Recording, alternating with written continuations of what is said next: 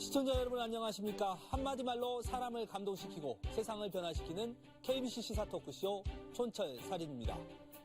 새해부터 여당인 국민의힘은 전당대회로 시끄럽고 야당 더불어민주당은 이재명 대표 수사로 요동치고 있습니다. 그 가운데 연초에 국회의장과 윤석열 대통령이 띄운 선거구제 개편 논의가 본격화되면서 여야의 셈법도 본격화되고 있습니다. 오늘 다시 두 분 패널과 함께 하겠습니다. 천하람 국민의힘 혁신위원 그리고 더불어민주당 설주환 법률위원회 부위원장님 모셨습니다. 안녕하십니까? 안녕하십니까? 설 변호사님 지난 한 주 쉬었는데 어떻게 잘 쉬셨습니까? 너무 나오고 싶어가지고 출연을 못해서 너무 아쉬웠고요. 아쉬움을 그냥 너무 정치인 같은 얘기 하는 거 아니에요? 우리 천 변호사님은 실제 이 앞에 오셔서 저는 깜빡하고 왔었어요. 실제로. 매주 오다 보니까 습관적으로 와가지고 다른 유튜브 방송에서 그냥 그 시간 그대로 또 했습니다. 그러셨구나. 저희가 지난주에 호남 정치에 대해서 했는데 제가 방송 중에도 잠깐 이야기를 했지만 재미없을 줄 알았거든요. 근데 정말 많은 관심 가져주셔서 감사하고요. 나중에 또 한번 휴가 또 드릴 기회가 있으면 한번 드리겠습니다. 네, 알겠습니다. 예. 자, 첫 번째 주제로 들어가 보겠습니다. 거세지는 검찰, 이재명 대표 압박으로 잡아봤습니다. 자, 우리 천 변호사님, 이재명 대표가 지난 화요일 날, 10일 날 검찰 소환조사에 응했습니다. 약 12시간 정도 조사에 응했는데, 보통 일반적인 그냥 수준의 조사였던 것 같아요. 제가 수사를 한다면은 원래는 이거보다 좀 더 길게 했을 것 같습니다. 한 이틀 정도로 나눠가지고. 왜냐하면 이게 지금 얘기가 나오는 기업들이 너무 많아요. 그러면 그 기업들과 구체적으로 어떤 특혜에 관한 논의가 오갔는지, 언제 누구를 만났는지 이걸 대표가 알고 있었는지 막 얘기를 물어보다 보면 사실 굉장히 길어지거든요. 근데 이제 이재명 대표께서는 기본적으로는 이제 서면 진술서를 내고 나서 짧게 일부 부분 진술 거부하는 형태로 임했기 때문에 그나마 이 정도로 끝난 게 아닌가. 그리고 실제 실무적으로도 야당 대표를 이틀, 3일 부를 수 없는 노릇이기 때문에 검찰에서도 사실 어느 정도 수사 내용 다 정해놓고 마지막 확인 작업한 거 정도다. 그렇게 보고 있습니다. 그러니까 지금 말씀하신 대로 A4 용지 한 6장 정도의 진술서를 사전에 제출을 하고 그 틀에서 크게 벗어나지 않는 지금 답변만 했어요. 일단 이거에 대한 어떤 기사 내용들, 사전에 보도된 내용들, 그다음에 실제 검찰에서 공범이라고 주장을 하는 네이버하고 두산건설, 그다음에 성남시 그 공무원 같은 경우는 이미 기소가 돼서 재판을 받고 있어요. 그렇다고 한다면 어느 정도 파악은 했을 거라고 봐요. 근데 이제 저는 이것을 회피해버리면 또 회피한다고 또 말이 나오잖아요. 그렇기 때문에 당당하게 출석을 임했던 것이고 또 저는 가서서 할 말은 객관적으로 사실관계가 부합하지 않는 거에 대해서는 적극적으로 소명을 하고 그다음에 어떤 판단을 요구하는 것들, 그러니까 의견이 요구되는 것들이 있거든요. 그런 것들은 굳이 검찰에서 할 필요가 없다고 봐요. 그건 어차피 법정에서 가려져야 될 문제이고 지금 검찰 단계에서 솔직히 저 같은 경우는 이거 소환에 응하지 않아야 된다고 얘기를 제일 처음에 했었거든요. 그 이유가 뭐였냐면 어차피 기소로 가는 과정에서 요식 행위일 뿐이다. 그렇지만은 이제 이재명 당대표는 이 부분에 대해서는 본인이 또 성남이기도 하고 그렇기 때문에 당당하게 이 부분에 대해서 밝히겠다라고 해서 이제 조사에 임했던 것이고 당초에도 예상했다시피 원래는 하려면 저는 진짜 좀 더 시간을 새벽까지 할 거라고 생각을 했었는데 생각보다는 빨리 이게 진행이 됐다라는 부분은 이미 본인의 입장과 그렇지만은 검찰에서 저는 이제 탐색을 하기 위해서라고도 좀 필요했다고도 봐요. 왜냐하면 도대체 검찰이 지금 어떤 방향으로 지금 이 재판을 임할 것인가. 사전에 어떤 이재명 대표가 직접 이것을 좀 듣고 그다음에 질문지라든지 물론 기사 보도에서도 나왔지만은 전체 어떤 이제 일부의 증거만 제시를 했겠지만은 어떠한 방향으로 가겠구나. 재판이 이런 식으로 흘러가겠구나는 것을 사전에 조금, 확인하는 차원에서 소환에 임했다고 봅니다. 근데 저는 좀 약간 메시지가 좀 약간 이게 어긋났던 것 같아요. 그러니까 이제 검찰에 맞서서 제가 싸우고 오겠습니다. 거의 그런 분위기였는데 막상 나오는 얘기는 진술서 내고 사실상 거의 진술 거부 일부 하고 이런 식이니까 그리고 검찰이 요식행위다. 저도 그 부분 동의합니다. 사실 거의 답 정해놓고 하는 거 맞아요. 근데 그럴 때는 저도 변호사입니다만은 어떻게 전략을 잡냐면 청자를 그냥 법원으로 놔버리고 얘기를 합니다. 예, 검찰을 설득하려는 목적이 아니고 예. 어차피 조서는 남는 거니까 내가 일관되게 이런 얘기를 해왔다. 이거를 그럼 조서에 정확하게만 남겨달라. 뭐 니들이 설득되고 말고는 관심 없고 어차피 법원으로 가는데 근데 이재명 대표 임한 거 보면은 초반에 그냥 진술서 내고 뭐 사실상 별 말 안 하고 뭐 했다라는 거 보면은 이 뭔가 어마어마하게 막 이렇게 사람들 끌고 막 거창하게 간 거 치고는 좀 임팩트가 없지 않았나? 뭐 그렇게 보고 근데 있습니다. 저는 이 부분에 있어서 검찰과 이재명 대표와 어떤 같은 방식이었다고 생각을 해요. 예. 검찰도 증거 제시 다 안 했잖아요. 그러니까 예를 들어서 우리가 확보를 하고 있는 물증에 대해서 예. 예를 들어서 이거 어떻게 된 것입니까? 이거 어떻게 된 것입니까? 다 묻지 않았어요. 일부만 뭐 예를 들어서 제시를 했다고 해요. 예. 저는 그렇다고 한다면 어차피 지금 이재명 대표 입장에서도 다 진술을 해버리면 검찰에게 방어 논리를 만들어줄 수 있는 빌미를 주는 거예요. 예. 그렇기 때문에 당연히 어떤 내가 법정에서 할 말, 그다음에 여기서 밝힐 말. 저는 그래서 이제 객관적인 사실관계에 대한 내용은 검찰에서 하겠지만은 나머지 판단이라든지 그다음에 내가 예를 들어서 저쪽에서 굳이 해서 안 해도 될 말을 해가지고 상대방에게 어떤 검찰에게 어떤 다른 또 증거를 찾을 수 있게끔 아니면 지금 다른 증거를 또 만들 수도 있거든요. 저는 그런 의미에서 이재명 당대표 입장이나 검찰의 입장이나 서로에게 어떤 서로의 어떤 간을 봤다고 해야 되나?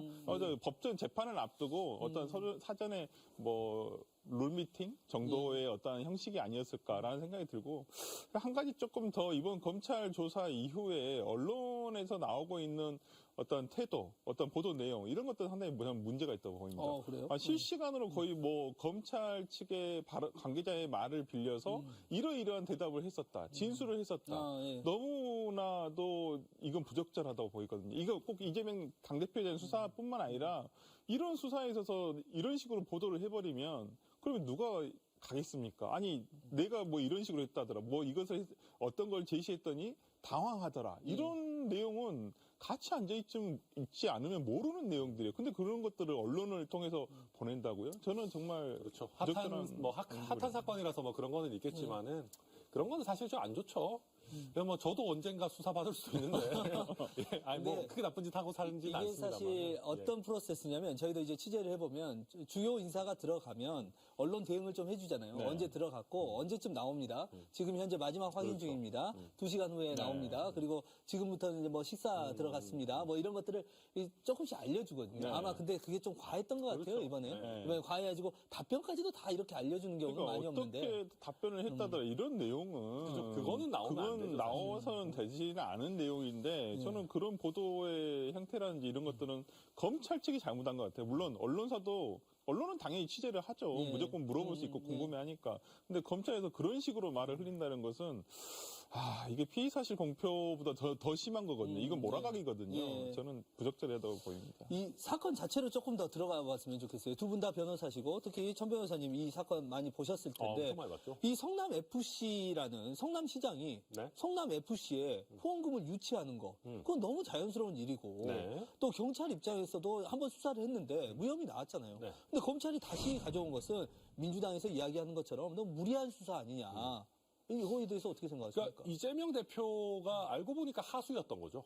그래요? 그러니까 이제 고수는 약간 뭔가 이제 해줄 것 같이 하면서 구체적인 특혜 안 주고 돈을 가져와야 그게 고수죠. 예. 아니 특혜 줄 거 다 주면서 돈 따오는 거는 그 저도 할 수 있습니다. 아니, 지금 이게 거의 조 단위의 특혜를 줬다라는 거거든요. 예. 의료용지로만 써야 되는 거를 두산에서 이거 바꾸니까 이게 지금 갑자기 땅값이 6천억이 됐다가 지금 1조까지 갔다라는 거거든요. 원래 뭐 몇십억 안 했어요, 이 땅이. 근데 이런 특혜를 주면서 50억 유치하는 거 누가 못합니까? 50억이 아니라 500억이라도 유치하죠. 예. 그러니까 이게 뭔가 하수였다는 거고 또 제가 보니까 너무 티나게 했어요. 그러니까 이게 지금 두산에서 53억 받고 네이버에서 40억 받았거든요. 예. 이 사람들 유니폼에다가 로고도 안 박았어요. 원래 K리그 정도 되면은 1년에 한 5억 정도만 내도 메인 스폰서로 여기다가 딱 박을 수 있습니다. 예. 유니폼에다가. 근데 그것도 안 박았어요. 그러면 이거는 티나게 대가성 있는 게 나오는 거거든요. 뭐 경남에서도 한다, 어디서도 한다 그러지만 그런 데는요, STX에서 돈 받고 뭐하고 했지만 구체적인 특혜가 나온 게 없어요. 보통 이런 거 할 때, 우리가 이렇게 돈 좀 많이 내면 관에서 잘 봐주시겠지, 이심전심. 이것까지 막을 방법 없습니다. 예, 왜냐하면 예. 수사기관이 국내는 아니잖아요. 예. 관심법을 써가지고 누가 기침 소리를 내었는가 이럴 수는 없는 거 아닙니까? 근데 이거는 구체적으로 들어가가지고 이거 해주면은 이거 특혜 해줄게. 이게 왔다 갔다 하는 순간 이거는 어쩔 수가 없는 거예요. 범죄 영역으로 들어가는 거예요. 그래서 너무 티나게 했다. 저는 그렇게 봅니다. 그러니까 저는 이 부분에 대해서 조금 이렇게 조목조목 짚어봐야 될 부분이 있는데 뭐 우리가 지금 뭐 이 사건에서 서로 검찰과 변호인은 아니기 때문에 뭐 이렇게 하나하나씩 짚을 필요는 없다고 보여요. 그건 어차피 향후의 재판 과정에서 계속 이제 예. 언론 보도가 될 내용이기 때문에. 근데 지금 여기서 이제 뭐가 문제냐. 그러니까 간단하게 생각해 보면 부정한 청탁이 있었느냐, 그다음에 대가성이 있었느냐, 그다음에 뭐가 뇌물이냐, 예. 이게 제일 가장 문제인데 지금 뭐 부정한 청탁이란 것은 사전 협의를 했다는 거예요. 예. 그 기업과 성남시가. 근데 지금 보면 그 뭐 정진상 실장이 주로 이것을 그냥 그 당시에 성남FC 대표라는 사람이 정진상 실장한테 맡겨뒀더라. 그러니까 정진상 실장이 각 기업하고 이런 부분에 대해서 성남시에서 이런 것을 해줄 테니까 뭐 이런 부분을 해주겠다. 그러니까 이거 후원을 했고 그런데 후원을 뭐 요청한 것도 아니고요. 근데 그 부분에 대해서 근데 왜 성남시에서 이렇게 했느냐? 당시 성남FC가 일화의 성남이었어요. 근데 통일교인데 그 재단에서 이것을 못하겠다 운영을. 그러니까 성남에서 어쩔 수 없이 떠하는 거거든요. 시민구단 형태로 가다 보니까 당연히 시장인 당연직 구단주가 되었고요. 예. 그러다 보니까 이게 떠맡아진 거예요. 근데 이걸 왜 예산을 세금을 들여야 되는데 아니 이 예산이 시민의 세금인데 이것을 광고비로 충당을 하면 조금 세금을 덜 들어가지 않겠습니까? 예. 그런 의미에서 다 시민구단들은 운영을 하는 거예요. 그런데 이런 것을 가지고 이제 대가성이 부정한 청탁이다. 그 다음에 대가성이 있다. 그 다음에 뇌물이 무엇이냐. 아니 이걸 뇌물을 그래서 광고비로 간 거예요. 예. 광고비로 가서 이게 성남 시민들이 이득을 얻은 거잖아요. 예. 그리고 거기에 대한 뇌물이란 것이 정치적 이득이다. 그러니까 이재명 시장이 다음 재선을 하기 위한 하나의 어떤 본인의 정치적 지지율을 위해서 이거 한 거다. 저는 그 생각도 해봤어요. 만약에 이재명 시장이 당시에 재선이 안 돼서 낙선이 됐었다면 예. 그럼 뭐가 돼요? 이거 그럼 정치적 이득이 없어지는 거예요? 저는 이 정치적 이득이라는 뇌물의 개념이 굉장히 모호해질 수 있다. 이 부분에 대한 평가가 재판부에서 어떻게 될지 모르겠지만은 사후적으로 결과론적으로 재선이 됐으니까 그런 것이지 만약에 재선이 안 됐더라면 이게 뇌물이었나? 저는 그렇게 생각 들거든요. 그렇다고 한다면 이 부분은 조금 판단이 돼야 될 그러니까 부분이라고 정치적인 봐요. 이득은 어떻게 보면 이제 약간 사이드고요. 여기 성남FC의 청탁의 대가로 돈을 준 거, 돈 준 거 자체가 제3자 뇌물이죠. 뇌물죄. 제3자 뇌물은 원래 제3자가 돈 받는 게 그게 뇌물인 거잖아요. 그러니까 저는 이거를 우리가 이심전심으로 그냥 좀 잘 봐주십시오 이 수준이 아니라 구체적인 특혜를 주고받는 거를 허용하기 시작하면은요. 저는 회사들 열심히 반도체 만들 필요 없다고 생각합니다. 두산도 왜 힘들게 뭐 중공업하고 그럽니까? 그냥 용도 제한돼 있는 싼 땅 어디 사가지고요. 가서 지자체장한테 가는 거예요. 아유, 단체장님, 요새 힘드시죠? 요새 역점 두고 계시는 사업 없으십니까? 세금 넣기는 좀 애매하고, 시장님 좀 뭔가 빛날 것 같은 거 저희가 만들어 드릴게요. 어디 뭐, 무슨 시에서 하는 공사 같은데, 저희 50억 태워 드릴 테니까, 이 땅 용도 변경 좀 해주십시오.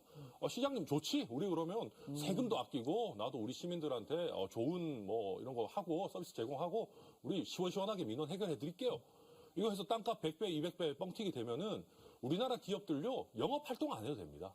이것만 하면 됩니다. 그 제3자 뇌물죄가 그렇기 때문에 좀 이제 범죄 사실이 될 수 있다. 그러면 특정한 민원 해결과 이게 결부돼서 청탁이 되고 특혜가 되면은 이거는 뇌물인 겁니다. 제가 두 가지를 말씀을 드릴게요. 하나는 이 사건에 관련해서 말씀을 드리면 당시에 지금 가장 문제가 된 게 두산 같은 경우에요. 본사를 이제 두산건설이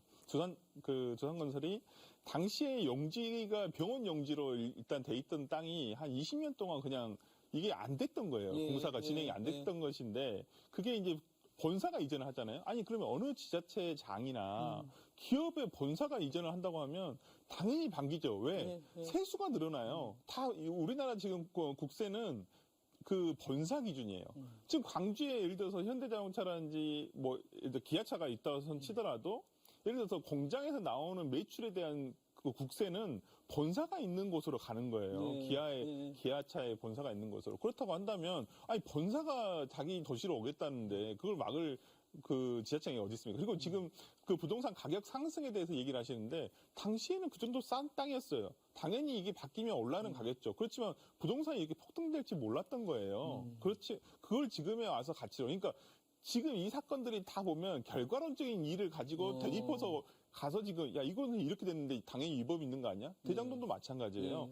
당시에는 미분양이 속출하던 시절이었어요. 근데 지금에 와서 그러니까 아파트 값이 올라가고 부동산 가격이 올라니까 야 이 정도로 돈이 많이 수익이 났는데 이게 부당한 게 아니야? 배임 아니야? 이런 식이거든요. 저는 이런 부분에서는 조금 부당하다 보고 그리고 한 가지만 더 말씀드리면 얼마 전에 윤석열 대통령이 뭐라 그랬냐면 지자체 장이 어떤 이런 얘기를 본인이 직접 했어요. 어떤 그 지자청이 자기한테 와가지고 어디 기업을 유치하고 싶다. 그래서 유치할 수 있도록 좀 도와달라. 아 좋다. 그래서 자기가 어떤 기업 모임을 갔는데 거의 기업 어떤 그 행사를 갔는데 그래서 여기 좀 가졌으면 좋겠다라고 얘기를 했다는 거예요. 그러면 이 논리 그대로 가잖아요. 그럼 윤석열 대통령도 제3자 뇌물죄가 되는 거예요. 그럼 기업 유치나 적극 행정을 한 사람들은 다 제3자 뇌물죄가 될 수밖에 없는 거예요. 뒷돈 받는 게 어떻게 적극 행정입니까? 그러니까 백보양보해서 제가 진짜 이거 뭐 구체적으로 얘기 안 하려고 했는데 정말 제가 백보양보해서 성남FC에 광고하면 인허가 쉽게 내주겠습니다라는 규정이 있었다 칩시다.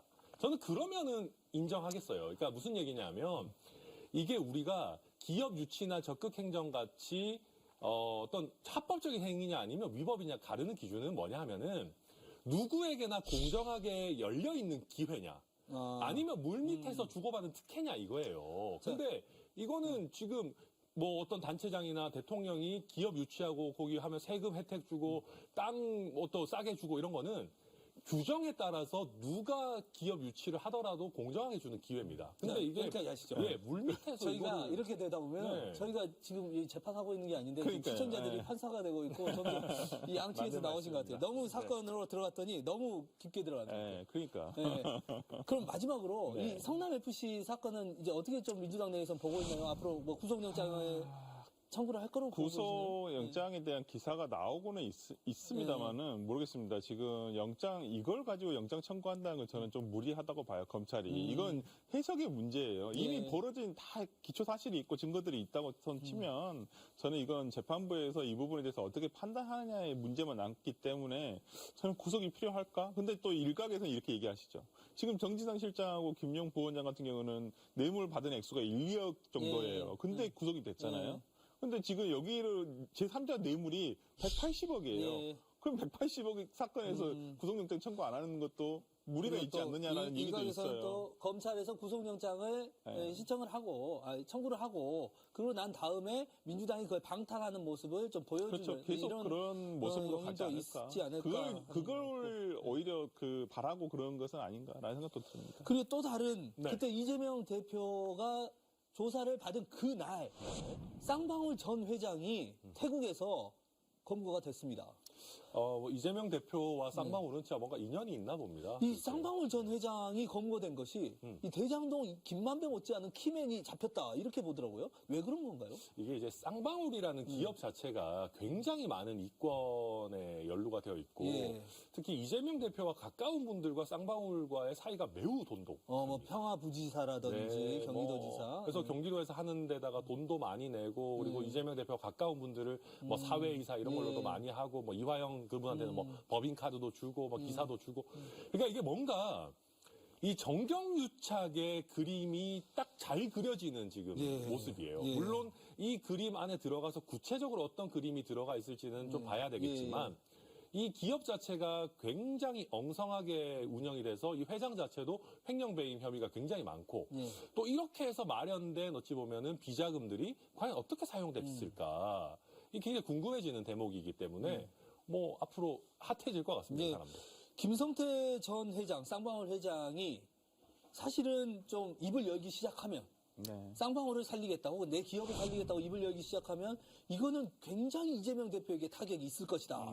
이렇게 전망을 하는데. 김성태라는 사람이 어떤 기업을 쌍방울을 살리기 위해서 어떤 진술을 하지는 않을 사람이고요. 예. 그 사람은 그런 사람이 아니고 원래 뭐 전주 쪽에 조폭 출신의 기업 그런 말들도 있죠. 그런 예. 어찌 보면 요즘 한동훈 장관이 말하는 기업형 조폭 아마 그런 유의 저는 사람이라 생각하기 때문에 뭐 쌍방울이라는 회사는 지금은 허울뿐이죠. 솔직히 예, 말하면 그렇죠. 그게 그렇기 때문에 근데 저는 이게 과거에도 기사가 계속 되고 있습니다만은 정말 이재명의 악마화 시키는 하나의 그냥 도구로 쓰이는 건 아닌가 싶어요. 그러니까 저는 쌍방울과 이 김성태라는 사람이 굉장히 문제가 많다는 것을 인정합니다. 그리고 굉장히 저도 뭐 아시는 분이 여기 담당 수사를 하고 계시는 분인데 정말 그런 말씀도 하셨어요. 3년을 수사해도 다 할 수 없을 수도 있다. 그만큼 비리나 많다는 거예요. 그 과정에서 모르겠습니다. 이재명 대표와 관련된 것이 나올지 안 나올지 모르겠습니다만은 아직까지는 변호사비 대납 의혹 외에는 아무것도 없어요. 뭐 지금 뭐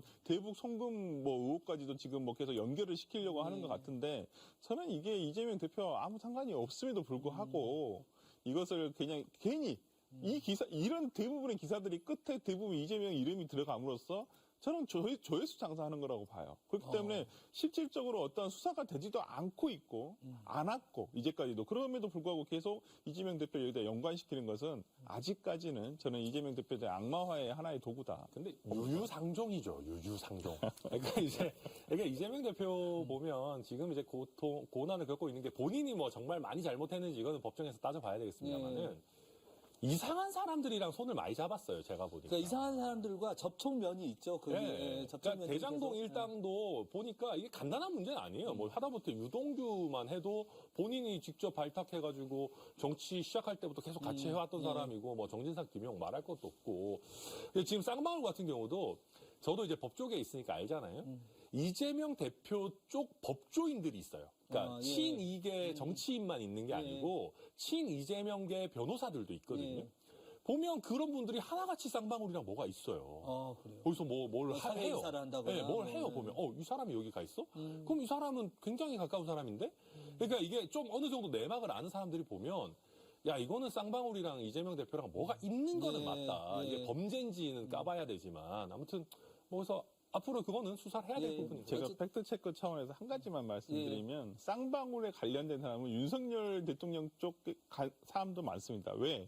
쌍방울이 워낙 구린 짓을 많이 하다 보니까 검찰 출신들이 많았어요. 양쪽 다 로비하죠, 그러면. 그래서 실제 가장 뭐 예전에 사건 중에 나온 게 뭐였냐면 윤석열 대통령의 그 측근 중에 측근 지금은 약간 밀려났습니다만 옛날에 소윤이라고 해서 그 옛날에 그분의 예를 들어서 가장 친한 그 형의 변호인을 맡은 이남석 변호사라고 있어요. 그분이 오히려 지금 윤석열의 옛날에 오른팔이었어요. 그렇다고 한다면 저는 과연 그걸 이제 쌍방울과 이재명의 예를 들어서 다 엮으려고 한다? 저는 그건 아니라고 봅니다. 쌍방울의 기업 비리는 분명히 있고, 네. 그 안에서 여러 가지 정치권과의 연결고리도 있고, 이런 상황이다 보니까 또 그 핵심에 있는 전 회장이 사실상 지금 현재도 실질적인 소유주라는 이야기도 나오고 있어요. 그 사람이 지금 태국에서 검거가 되면서 아마 정치권도 많이 흔들릴 것 같습니다. 네, 저는 정치계, 정관계 로비가 많이 나와가지고 사람들이 좀 많이 날아갔으면 좋겠어요. 그래야 또 우리 같은 사람들도 원외에서 기다리고 있는 분이. 빨리빨리 잡혀가야 됩니다. 잡혀갈 사람들. 말씀드린 대로 3년 동안 수사를 해도 다 밝혀내지 못할 만큼의 비리가 쌓여 있다는 것만 제가 말씀드립니다. 뭐 원내에도 들어가시는데 도움이 되겠지만 또 그런 잘못된 관행들이 있다면 이번 기회에 또 뿌리 뽑고 가야겠죠. 다음 저희가 이슈로 좀 넘어가 보겠습니다. 다음 이슈 국민의힘 이야기로 넘어가 보죠.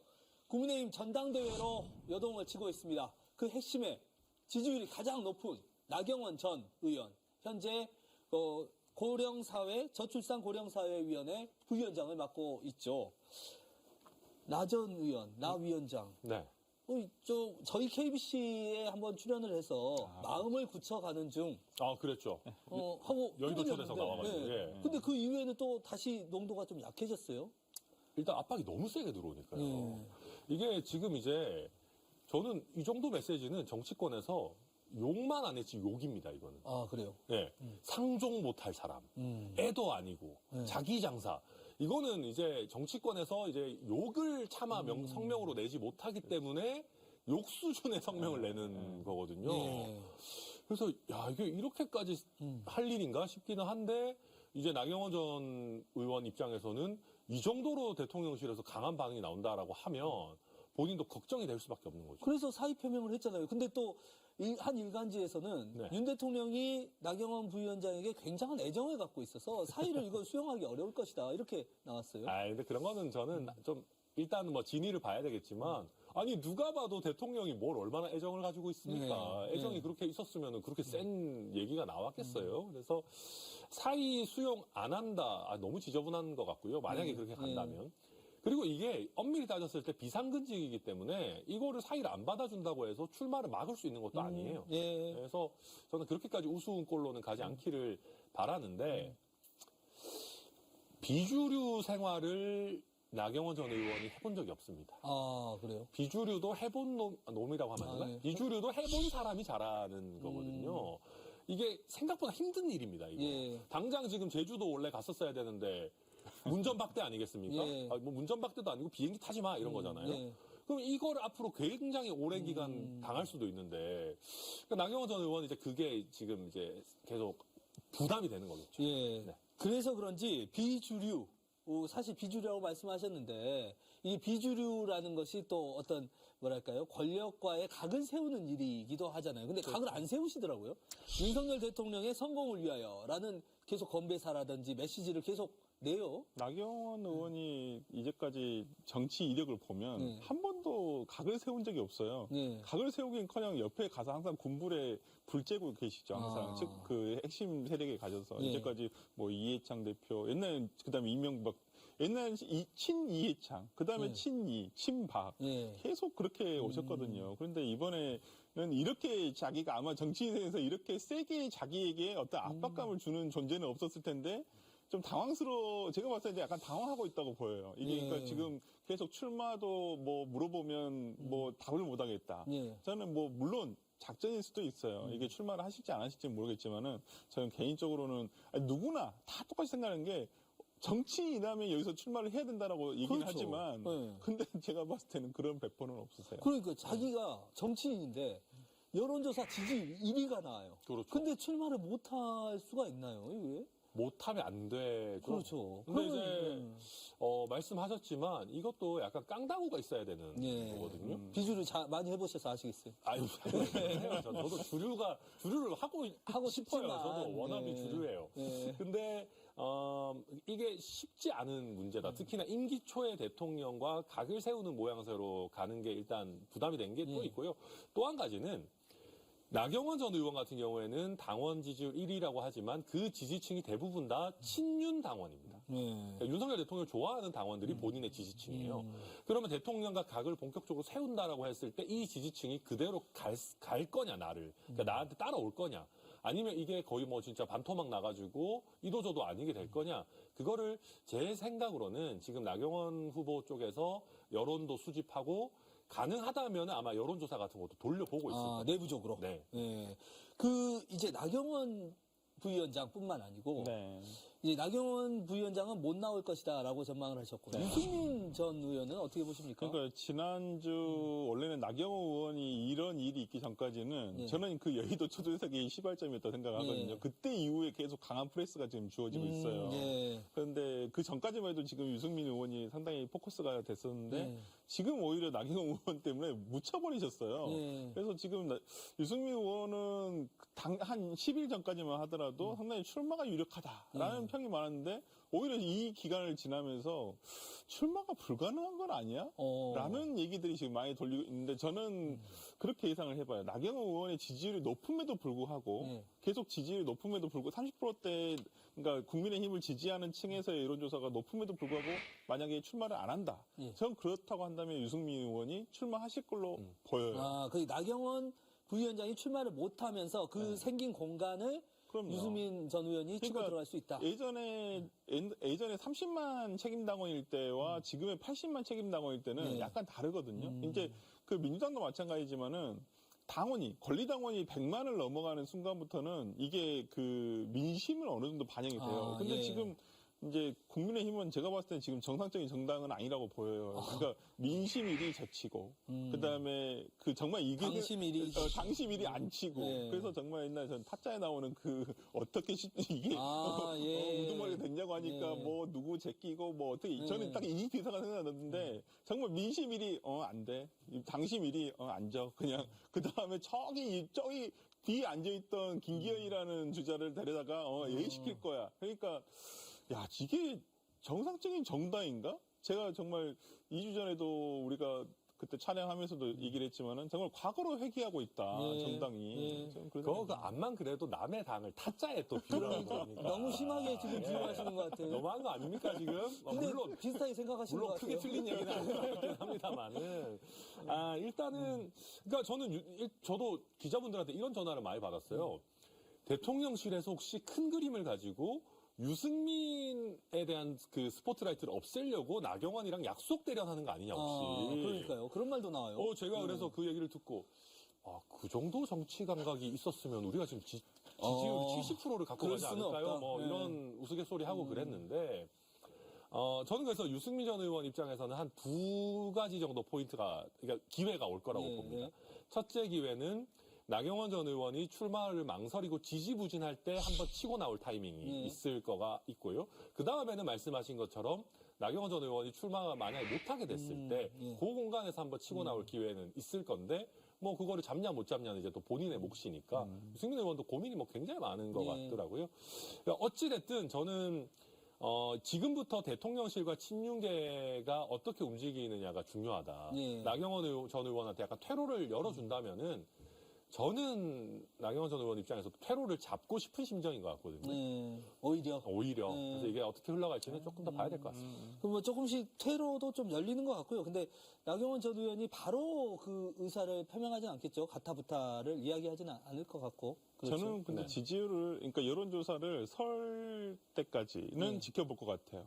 그 이후에 정해도 상관없어요. 왜냐면 지금 대통령이 곧 나가시잖아요. 네. 그러니까 나가 계실 거기 때문에 그 기간 동안 자기가 뭘 정하는 건 상당히 부담스럽단 말이에요. 그러니까 그리고 대통령실과 뭐 얘기를 해본다 했는데 그 답도 못 받았잖아요, 지금. 그렇기 때문에 제가 봤을 때는 설 이후에 아마 입장 표명하시지 않을까라는 생각이 봅니다.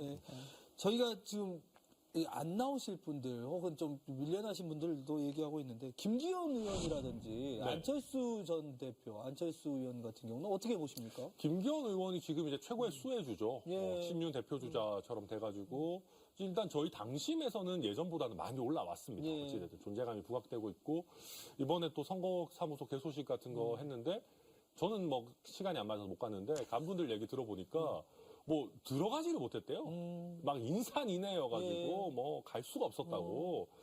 그런 거 보면 확실히 최소한 이제 주류가 된 거는 맞다. 예. 근데 이게 과연 지금까지는 약간 뭐 장제원, 김장연대 이런 뭐 약간 듣고 있으면 좀 낯가지러운, 좀 남사스러운 이런 걸로 올렸다면은 지금부터 과연 본인의 어떤 컨텐츠가 나오느냐인데 그게 이제 핵심이죠. 게다가 아무래도 인지도가 좀 낮아요, 김기현 의원이. 특히 당대표쯤 되면은 길거리에 이제 지나가면 사람들이 알아보고 저 사람 누구다 이렇게 하고 먼저 막 사진 찍자고 뛰어가고 이래야 되는데 김기현 의원이 그런 부족한 부분들을 어떻게 좀 단기간에 끌어올릴 거냐. 그게 관전 포인트고요. 안철수 의원은 인지도가 워낙 높으니까 여론조사에서는 꽤 나오는데 네. 당신 100%잖아요. 제가 봤을 때는 표 나올 구멍이 어딘지 모르겠어요. 어느 세력이나든지 네. 어떤 가치를 표명한 쪽이 이게 없다. 조금 애매한 것 같습니다. 본인 지역구에서 잘 안 나올 것 같아요. 제가 본인 지역구에서도 잘 네. 안 지역구에서 잘 나오겠죠. 제가 봤을 때는 네. 본인 지역구도 잘 안 나고, 그러니까 뿌리가 약해요. 안철수 예. 의원은 이식된 지 얼마 되지 않았기 예, 때문에 뿌리를 내리는 기간도 있는데 본인은 이제 윤 대통령과 단일화를 통해서 거의 자기는 동일화됐다. 예. 그렇게 생각을 하고 있겠지만은 제가 볼 때 국민의힘에서는 거의 존재감은 그냥 단일화용이었지 용도가 정해져 있잖아요. 안철수 예. 의원은 예. 원래 정치적 용도가 단일화에 특화가 돼 있거든요. 예. 그때가 아니면 별로 필요가 없어요, 솔직히. 그러니까 예. 뭐 이제까지 안철수 의원이 뭐 그 전에 의원을 하면서 무슨 뭐 우리가 기억에 날 만한 뭐가 족적이 있었습니까? 없었어요. 그러니까 이 안철수 의원은 항상 정치권에서는 그냥 단일화에 필요한 사람이지 독자적인 뭘 하거나 그러지는 못하거든요. 오늘 설 변호사님 발언이 굉장히 오늘 세시네요. 멘트가 막 매콤매콤 하시네요. 예, 보니까. 국민의힘 이야기하니까 정말 제가 좀 이렇게 좀 힘들 정도네요. 그분도 무릎팍도사 나올 때는 잘 나갔었어요. 예. 거기서 지금도- 그만했어야 되는데. 지금도 뭐 충분히 잘 나가시죠, 그리고. 조금 더 불편하게 해드릴게요. 네. 네. 아니 당 보니까 국민의힘 네. 극우 유튜버들 당 대표로 나온다고 그래요. 당이 망조가 들었습니다, 이거. 이거 보고 있으면서 어떻게 해야 됩니까 이거? 근데 저는 뭐 그렇게 생각합니다. 출마는 본인의 자유인 거고, 뭐 당원이면 누구나 출마할 수 있는 거니까, 이거 출마 자체를 하지 말라고 할 수는 그런데 없는데. 또 지도부가 거기를 또 찾아가고 뭐 이렇게 그런 게 성명을 진짜 뭐- 구린 거죠. 예. 그런 거는 정말 하면 안 되죠. 축전 보내고 이 사람들이 민주주의를 위해서 민주주의를 오히려 막 악화시키고 있는 사람들이잖아요. 진영 대립을 격화시키고 그런 사람들한테 가가지고 뭔 축사를 합니까? 그리고 이게 저는 과장돼 있다고 봅니다. 이 민주당의 개딸인지 이런 것도 마찬가지지만 이 사람들이 목소리가 커서 마치 뭐가 대단한 거 있는 것 같은데 막상 뚜껑 열어보면 별거 없어요. 예전에 저희 경기지사 선거할 때도 강영석 출마하면 10% 나온다 이런 얘기하고 그랬습니다. 가로 세로 연구소 보는 사람들만 다 출동해서 예. 엄청나다. 그 경기도에 친척들이 몇 명이냐 이런 얘기하고 그랬는데 막상 뚜껑 열어보니까 1%인가? 예. 그러니까 이 사람들이 시끄럽지만 별거 없거든요. 그러면 그냥 조용히 나왔다가 조용히 사라지게 하면 되는데 왜 당의 유력한 주자들이 그 조그만 표 얻으려고 당 얼굴에 먹칠하면서 그거 하는지 저는 솔직히 이해를 못하겠어요. 우리 매운맛 설주환 변호사님 이거에 대해서 한 말씀. 그러니까 출마는 자유라고 하는데 왜 나경원 전 의원은 출마는 자유가 아니에요. 오늘 컨디션 좋으신데요? 그러니까 나는 상당히 모순되고 있어요. 저 당 안에서도. 그러니까 이게 참 우리 설 변호사님 오늘 컨디션 좋으시니까 제가 하나만 더 질문을 드리겠습니다. 유승민 전 의원은 알겠어요. 왜 못 나오게 하는지. 좀 불편하잖아요. 네. 근데 나경원 부위원장은 왜 그래요? 안 불편하죠? 저는 어제 며칠 전에 그 기사 있잖아요. 아직도 대통령이 큰 애정을 가지고 있기 때문에 사의를 수용하지 못하겠다. 저는 그 기사 굉장히 보고 깜짝 놀랐어요. 큰 애정을 가지고 계시다는 그런 보도를 왜 그렇게 누구 발언인지는 모르겠지만은 큰일 날 얘기를 하시고 계시는 거예요. 누군가는 굉장히 불편해하실 수도 있으세요. 여기까지 듣겠습니다. 저도 굉장히 불편하네요. 다음 이슈로 넘어가 보겠습니다. 내년 총선을 앞두고 국회가 이 정개특위 본격 가동을 했습니다. 이 연초부터 대통령이 먼저 중대선거구를 꺼내 들었고 국회의장도 국회에서 정개특위 가동해서 조만간 결론을 내겠다라고 했습니다. 이 사안 사실은 우리 천하람 변호사가 정치개혁 2050이죠. 그렇죠. 네. 그걸 통해서 전국적으로 먼저 이야기를 했던 이야기입니다. 같은 이야기입니까? 그래서 제가 친윤이다. 저야말로 친윤 아닌가. 그래서 대통령께서 이제 저를 도와주시려고 또 이렇게. 같은 맥락 맞나요? 같은 맥락은 맞죠. 네. 근데 이제, 실제 대통령이 뜬금없이 꺼냈다라는 평가를 민주당에서 하지만 원래 선거 때, 그러니까 저희 대선할 때부터 대통령이 이제 얘기했던 거고, 신년이니까 신년이랑 개혁이랑 이게 잘 맞잖아요. 최근에도 보면 노동, 연금, 교육 얘기하지만 많은 국민들이 그거보다 정치개혁이 더 우선이지라고 하셨기 때문에 그거를 받아가지고 아마 언론사에서도 질문을 하고 대통령도 답변했던 것 같은데 요거에 이제 나비 효과가 좀 잘 온 게 국회의장이 관심이 많아요. 그러니까 이제 의장이 홀라닥 딱 잡아가지고 이제 의장은 이거 밀어붙이겠다라는 거거든요. 결국 국회에서 해야 되는 문제니까. 그렇죠. 국회에서 해야 된다는 거고 국민의힘이 원래는 좀 별로 마뜩찮아하는 이슈예요. 이게. 왜냐하면 영남은 의석이 한 60몇 개 되고 호남은 20몇 개밖에 안 되니까. 거기다가 민주당은 영남을 좀 먹을 수 있죠. 그렇죠. 영남 민주당은 대구 경북에서도 30% 이상 표가 나오니까 만약에 3명 내면 뽑는다고 하면 무조건 가져가거든요. 근데 호남은 이렇게 해도 솔직히 말해서 국민의힘이 가져갈지 정의당이 가져갈지 모릅니다. 그러니까 좀 약간 마뜩찮아하는 게 있었는데 대통령이 이제 얘기를 꺼냈으니까 국민의힘 니네도 반대만 못할 거 아니야? 한번 가보자 해서 이제 의장이 밀어붙이고 있는 그런 상황이죠. 민주당 내부에서는 어떤 좀 전망이라든지 생각을 하고 계신가요? 이거 관련해가지고 의원님들하고도 한번 얘기를 해본 적도 있고 아니면 저희 민주당에서 방송 패널 나오신 분들하고도 얘기를 한번 해본 적이 있는데 정말 이게 다 생각이 각자 다 다르세요. 이게 정치적 자기의 어떤 정치적 득실에 따라서 다 제도를 바라보는 눈이 다 다르시고 어떻게 해야 된다 어떻게 정말 말이 다 다르시더라고요. 저도 깜짝 놀랐어요. 그래서 그때 든 생각이 여기 논의에 별로 그렇게 빠져들지 않아도 되겠다. 안 되겠구나. 그러니까 이게 지금 대통령은 던졌어요. 그 의도가 뭔지는 모르겠어요. 예. 솔직히 말씀드리면 뭐 일각에서는 검찰 출신 인사들을 수도권에다가 이렇게 하나씩 당선시키기 위해서 그런 거 아니냐라는 얘기도 있거든요. 예. 그렇게 된다면 그런 의도라면 더더욱 민주당에서 받아들일 수가 없는 것이고요. 그걸 떠나서 국민의힘 의원들도 솔직히 미적미적하세요. 그리고 뭐 이 민주당 의원들도 여기에 대해서 적극적인 그냥 의사표명은 선거구제 개편에 대해서는 좀 해보자. 근데 이게 단순히 선거구제 하나만 바꾸는 거 그냥 법률로 바꿀 수 있어요. 근데 그걸로 가면 절대 안 됩니다. 이것은 개헌과 권력구조 개편과 같이 맞물려서 이게 이루어져야 되는데 개헌을 하겠습니까? 지금 상황에서? 안 된다고 어렵죠. 보죠. 예. 근데 이제 이거 꼭 개헌이랑 같이 해야 되는 건 아니에요. 그러니까 대통령제 국가에서도 다당제를 하는 국가들이 꽤 있습니다. 뭐 프랑스 다당제, 같은 경우 그런데요. 이제 대신에 그러려면은 우리도 결선 투표제 정도는 넣어줘야 됩니다. 이게 대통령 선거 때 결선 투표 정도 나와야 이게 그 양당에 끌어당기는 힘이 좀 약해지죠. 예. 그리고 뭐 정의당 같은 경우도 아니 자기 당에서 후보 내는 게 당연한 건데 맨날 후보 내고 욕 먹잖아요. 예, 민주당 네. 지지자들한테. 그래서- 근데 궁금한 게 네. 사실은 이게 중대선거구가 되더라도 2인 선거구, 3인 선거구가 된다면 네. 지금 상황에서는 이렇게 다당제가 될 것 같지 않아요? 저도 대통령 하신 말씀 중에 2인 선거구, 3인 선거구는 반대입니다. 아, 예. 2인 선거구는 정말 해서는 안 되는 거고요. 2인 선거구는 그냥 나눠 먹자. 양당 나눠 먹자라는 거고 3인 선거구 해봤자 거의 안 바뀝니다. 그냥 뭐 선거구에 2대1이에요. 따라서 2대1로 그냥 나눠 가질 겁니다. 의미가 있으려면 4인부터 이거든요. 네. 대선거구제가 사실상 대선거구제로 되면은 우리 정치판이 좀 바뀔 거고요. 이 지금 사실은 뭐 보수 진보의 구도 자체가 완전히 깨지진 않겠지만 뭐 예를 들면 개혁 보수 신당 같은 거, 뭐 민주당 같은 경우도 뭐 친문 신당 같은 거 이런 거가 나올 수 있는 제도적 기반이 생길 수는 있는 거죠. 근데 그렇게 하겠습니까?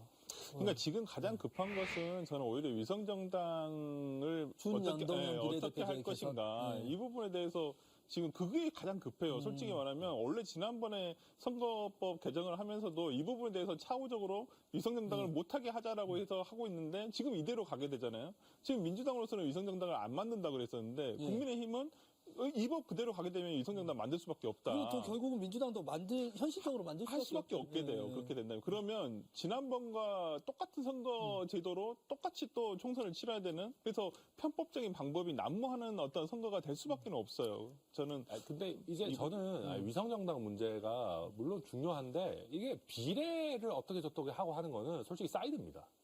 그리고 위성정당 막자라고 하잖아요.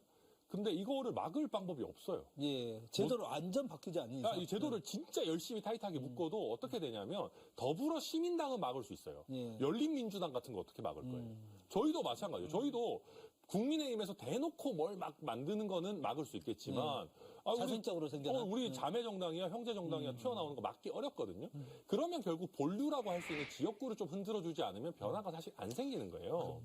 그래서 그러니까 제가 봤을 때는 저도 이거는 국회의원들 300명 생각이 다 다르기 때문에 이걸 국회의원들끼리 지지고 볶아라고 하면은 답이 없고요. 제 생각에 이탄희 의원이 제안을 이런 식으로 해놓은 건데 전문가 집단 공론화위원회에다가 사실상 이거를 거의 전권을 주다시피 하고 그거에 대해서 국회에서 찬반 투표만 하는 식으로 가야 그나마 되지 않겠냐는 거고 그 김진표 의장도 생각이 비슷해요. 정개특위에서 한 2개 정도 안을 줘라. 그거 가지고 전원위원회 열어가서 거의 찬반 정도만 해가지고 살짝만 수정해서 이제 그냥 표결하겠다 이런 거라서. 그렇지 않으면 워낙 이해관계가 그거 뭐 진짜 첨예하니까. 100년이 가도 안 됩니다. 맞습니다. 그 문제도 좀 이제 여수에도 한번 좀 활동을 하셨고 지금은 좀 도시도 보고 계시고 이게 중대선거구제를 하면 이 호남 입장에서 광주 전남 입장에서는 선거구가 많이 줄어들 것 같아요. 뭐 여수라든지 뭐 순천도 그렇고. 그러니까 지역을 합하게 되면 의석수 자체는 줄지는 않죠. 왜냐하면 합쳐지게 되기 때문에 의석수가 막 그렇게 확 줄지는 않고 보통 한두 석 정도는 인구 감소에 따라서 이제 조금 감소가 될. 근데 소선거구제는 그거 지켜낼 수 있잖아요. 어떻게든 이렇게 해가지고. 그럴 수도 있는데 오히려 중대선거구제로 가고 싶어하는 이유가 뭐냐면 인구 감소에 따른 선거구제가 유지가 안 될 확률이 있기 때문에 이걸 오히려 더 하고 싶어하는 부분도 있거든요. 현역 의원 입장에서는. 그러니까 시민들이 그러면 더 들어가기 너무 힘들어져요. 오히려 그러니까 지방 같은 경우에는 특히나 조직선거가 아무래도 주가 될 수밖에 없습니다. 왜냐하면 특히나 이제 예를 들어서 여기 전남이나 아니면 전남이라든지 광주, 그다음에 대구, 경북 똑같아요. 거의 구도 자체가. 그러니까 뭐 당의 공천만 받으면 된다. 그러니까 네. 당의 공천을 받기 위해서 내가 민주당 같은 경우에는 공식이 딱 정해져 있잖아요. 시험 출제 유형이 네. 5대5. 권리당원만 잡으면 된다. 이렇게 생각하시거든요. 그렇기 때문에 오히려 그러니까 이런 부분에서는 선거구제를 더 유연하게 하는 것이 과연 옳은 방법인지가 약간은 좀 의문일 때가 있어요. 그러니까 저는 그렇게 봅니다. 그러니까 민주당 안에서의 공천을 따내고 뭐하고가 크게 달라지진 않을 거예요. 예. 그러니까 뭐 약간 조금 달라질 수 있어요. 왜냐하면은 선거구 자체가 커지니까 네. 조직 관리보다는 내가 인지도를 높여야겠다라고 갈지도 모르겠습니다. 그 효과 있을지는 좀 봐야 되는데 결론은 매기 효과예요. 그러니까 뭐냐면 대구 경북도 그렇고 뭐 저희 광주 전남도 마찬가지인데 경쟁이 없잖아요. 예. 근데 이게 예를 들면 한 선거구에서 한 4명 뽑는다라고 하면 처음에는 민주당이 4석을 다 석권할 수 있습니다. 지금 정도 지지율이면. 예. 근데 이 4번째 자리를 가지고 국민의힘이나 정의당이랑 경쟁을 해야 돼요. 예. 그리고 국민의힘 지금까지 솔직히 허접한 후보 냈습니다. 회초리를 들고 싶어도 회초리로 쓰기도 어려운 사람들을 후보로 냈는데 근데 이게 만약에 4명 뽑는다, 특히 국회의원인데 4명 뽑는다라고 하면은 저희 당에서 도전자로 나가겠다는 사람들의 질이 확 올라갈 거예요. 그러면 민주당 입장에서도 처음에는 한석 걱정할 텐데 이게 잘 돼서 저희 당세 늘어나고 정의당도 빡세게 하고 하면은 나중에는 2석 걱정해야 되고 이런 식으로 시간이 가면 갈수록 맞습니다. 경쟁 구도는 좀 더 들어오기 때문에 제가 이제 민주당의 경북도당위원장하고도 얘기를 했는데 예. 다당제니 이런 배부른 소리 하기 전에 우리 지역에서는 양당제라도 한번 제대로 했으면 좋겠다. 그 얘기를 딱 하시는데 네. 저도 그거 딱 와닿더라고요. 그러니까 그래서 실제 그런 면은 있습니다. 우리 천안함 위원회도 전남이나 호남 지역에서 진짜 국민의힘 소속으로 상당히 고군분투 하고 계시는 거죠. 정말. 그렇죠. 예. 근데 진짜 민주당도 대구, 경북, 특히나 이제 경남, 특히 경남은 그래도 좀 치열해요. 상당히 과거에는 그래도 반 정도 의석을 가져오기도 했고 그런 저력이 있었기 때문에 상당히 열의가 높아요. 근데 대구, 경북 같은 경우는 이거 해도 안 되는구나. 근데 예. 지지율이 20, 30% 정도는 나오거든요. 근데 그분들 굉장히 밑바닥에서 열심히 노력을 하고 계시고 정말 가끔 이렇게 서울에서 모임 같은 거 할 때 대구 경북 분들 오시면 정말 진짜 거의 독립투사 같으세요, 정말. 네. 근데 이런 노력에 대해서 당에서 어떠한 것도 해줄 수가 없다. 근데 이런 걸 저는 진짜 천안을 위원장이 잘 얘기해 준 게 이게 조금 미래를 보고 긴 시간을 보고 한다면 선거 제도 자체는 지금에서 바뀌어져야 돼요. 이거 우리가 이제 헌법기관을 이렇게 함부로 얘기해도 되는지 모르겠지만 헌법재판소가 문제입니다. 예? 맞아요. 아니 헌법재판소가 선거구 획정 관련해서. 선거구를 정할 때 인구 기준을 너무 엄격하게 해놨어요. 예. 그러면은 저는 진짜 걱정인 게요. 인구가 수도권이 지금 갈수록 많아지지 않습니까? 50%를 돌파했는데 우리가 지역 대표성이나 어떤 지역의 어떤 그 갖고 있는 아이덴티티를 인정을 안 해주고 무조건 인구로만 선거구 자르라고 하면은요. 앞으로 대한민국의 모든 의제는 다 수도권 위주로 갑니다. 예. 그렇죠. 그렇죠. 게다가 영호남 저는 이게 굉장히 심각하다고 보는 게요. 영남, 호남이 어찌 보면은 비수도권의 서러움을 같이 겪고 있는데 예. 힘을 합칠 수가 없어요. 의원들이 완전 딱 갈라져 있으니까. 그러니까 항상 수도권한테 끌려가고 또 양당 모두 다 의석이 많은 수도권이 격전지라고 보고 거기에 좋은 인재들을 다 넣거든요. 그렇죠. 예. 그리고 계속 끌려가는 거예요. 그래서 저는 이런 면에서 헌재가 너무 인구수만을 기준으로 선거구를 자르도록 하는 거는 예. 재검토해야 된다. 그게 헌재를 설득하기 어렵다면 법으로라도 저희가 예. 좀 더 논의를 해가지고 이거는 좀 풀어야 될 것 같아요. 제가 봤을 때. 의회에서 이걸 좀 풀어줘야 되는데 네. 의회 진짜 국회의원들한테 맡겨놓으면 절대 안 돼요. 왜 그러냐면 자기가 일단 될 것이냐, 자기 당의 이득, 본인의 이득, 그다음에 그런 것 때문에 진전이 안 돼요. 솔직히 논의가 진전이 안 되고 각자 얘기만 하고 있거든요. 저는 아까 진짜 이 부분에 대해서는 어떤 전문가 집단이나 어떤 여러 국회의원이 배제된 그러니까 국회의원은 표결만 하고 이 안에 대해서는 좀 전문가 집단들이 좀 만들어져서 좀 그런 부분에서 좀 개선이 돼야 되지 않을까. 그래야지 지금 민주당도 어찌 보면 호남, 광주, 전남에서 너무 소외되고 있어요. 민주당이. 그러니까 지난번 말씀드렸지만은 지금 민주당은 수도권 정당이지 광주 전남에 기반을 준 정당이라고 보기는 힘들어요. 예. 그렇기 때문에 여기에 지역 발전을 위해서 지역 목소리를 내기 위해서라도 어떤 의원의 존재감이 나타나야 되는데 지금 그러지 못한 것이 좀 아쉽습니다. 그런데 천 변호사님. 네. 이 중대선거구제의 도입의 필요성은 좀 어느 정도 아는데 네. 이게 논의가 계속 진행되다 보면 막상 이건 안 되고 또 지금 선거구 획정 문제라든지 네. 이 선거 준비라든지 이런 것들이 오히려 딜레이가 될수 전속으로 있지 될 수 않냐. 있는 네. 나중에 이런 우려도 있어요. 네, 그런 우려 뭐 충분히 있을 수 있다고 보고요. 다만 이번에 이제 김진표 의장 신년사를 보니까 예. 되게 그걸 세게 얘기했더라고요.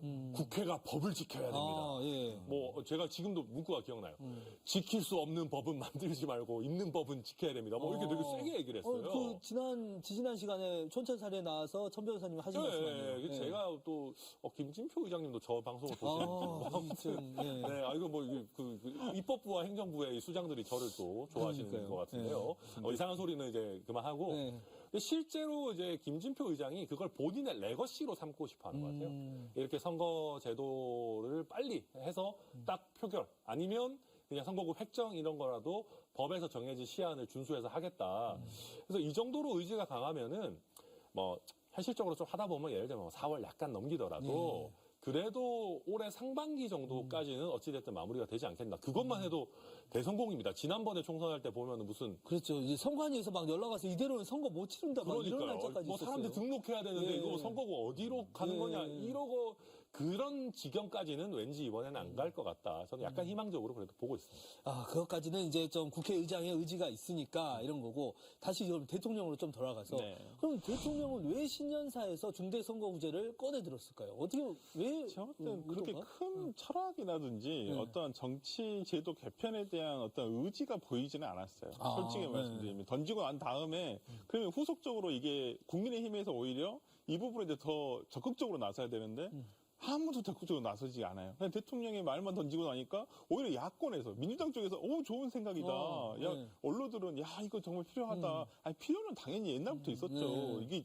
우리가 지금 계속된 선거 제도자가 어찌 보면 87년도 체제 이후에 계속 고착화돼 버렸잖아요. 30년이 됐어요. 거기 딱 그때와 지금의 인구 분포도 다르고 수도권과 지금 지역의 집중도도 다르고 그런데 그 체제 그대로 오고 있단 말이에요. 근데 국민의힘에서는 오히려 이런 얘기가 안 나와요. 뭐 어떤 선거제도 개편에 대해서 이렇게 한번 해보자. 아니면 최소한 뭐라도 지금 이렇게 만들어보자는 분위기가 조성돼야 되는데 뭐 그런 거 없잖아요. 전혀. 그렇기 때문에 저는 그냥 대통령이 그냥 던진 거다. 이 사람들이 선택적 친윤입니다. 친윤을 해야 될 때는 안 하고 뭐 안 해도 될 거는 막 엄청 충성하고 이런 거는 사실은 그러니까 대통령의 말 한마디에서 무조건 따라가라는 게 아니라 네. 이런 그래도 의미 있는 화두를 꺼냈으면 그러니까 당 입장에서도 논의를 뭔가 이렇게 해주는 게 나와줘야 되잖아요. 대통령이 뭐 해서는 안 되는 얘기를 한 것도 아니고 근데 또 정작 본인들의 이해관계에 걸려 있으니까 약간 애매하고 그렇죠. 지금 좀 여당에서는 좀 이상해요. 네. 예. 근데 다만 정개특위를 하고 있는 저희 당 의원들이나 뭐 저희 당 간사가 조혜진 의원이라고 있는데 그런 사람들은 약간 또 조금 의지가 있어요. 예. 네, 그래서 한번 그러니까 지켜봐야 제일 될것 반겨하는 사람 우리 천안함 위원장 같은 예. 원외 맞아요. 위원장들이 가장 반겨하고 그다음에 수도권에 계신 분들이 이 부분에 대해서 특히 유승민 의원 같은 경우는 굉장히 좋은 좋아하죠. 오랜만에 정말 그 대통령과 뜻이 맞았는데 오히려 이 부분에 대해서 그래서 그러셨나? 유승민 대표가 반응을 해서 그러셨나? 그다음부터 반응이 없으세요. 예, 그래서 저는 유야무야 끝나겠다. 우리 천 변호사님은 앞으로 어떻게 좀 정치개혁 2050 활동 계획이 네, 저희도 이제 계속 하고 이제 광주에서 저희가 시작을 했었는데 광주로 시작으로 해서 전국 투어 지금 합니다. 뭐 다음 오는 주말에도 뭐 부산 경남 뭐 이런 거 하는 것 같은데 다니면서 사실은 이게 좀 재미가 없잖아요. 어떻게 보면 막 선거구 그렇죠, 제도가 막 한 재미는. 선거구에서 한 명 뽑니 뭐 3명 뽑니 4명 뽑니 뭐 복잡한데 그래서 결국은 이게 되려 그러면 어느 정도는 그래도 국민들께서 관심을 가져주셔야 되기 때문에 그런 관심을 좀 이렇게 끌어올리는 역할을 하려고 합니다. 네, 말씀하신 대로 이 정치를 변화시키는 유권자들의 참여와 관심이 올 한 해는 더 늘어났으면 좋겠습니다. 두 분 말씀은 여기까지 듣겠습니다. 한마디 말로 사람을 감동시키고 세상을 변화시키는 KBC 시사 토크쇼 촌철살인 여기서 마칩니다. 시청해주신 여러분 고맙습니다. 두 분 감사합니다.